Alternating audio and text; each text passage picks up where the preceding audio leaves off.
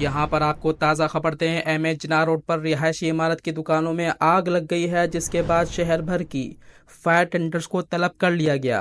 शहर कैद के मसरूफ तरीन एमए जिना रोड पर जामे क्लॉथ बस स्टॉप के करीब रिहायशी इमारत के नीचे इकबाल मार्केट की दुकानों में आग लग गई है। फायर ब्रिगेड हुकाम के मुताबिक आग पर काबू पाने के लिए शहर भर से फायर टेंडर्स को तलब किया गया। इब्तदाई इतलात के मुताबिक आग से मुतासरा इमारत में फोम, रेगजीन और दीगर अशिया की दुकानें हैं। आग शदीद नौयत की है, जिसकी वजह से उसे तीसरे दर्जे की आतिशज़दगी करार दिया गया।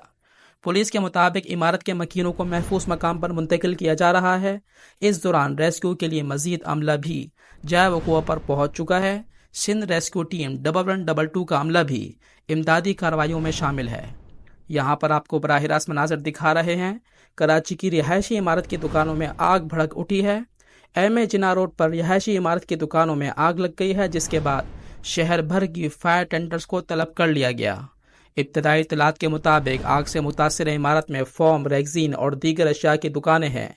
आग शदीद नौयत की है, जिसकी वजह से उसे तीसरे दर्जे की आतिशज़दगी करार दिया गया। यहाँ पर आपको बराह रास्त मनाजर दिखा रहे हैं। कराची के एमए जिना रोड पर रिहायशी इमारत की दुकानों में आग लग गई है, जिसके बाद शहर भर की फायर टेंडर्स को तलब कर लिया गया।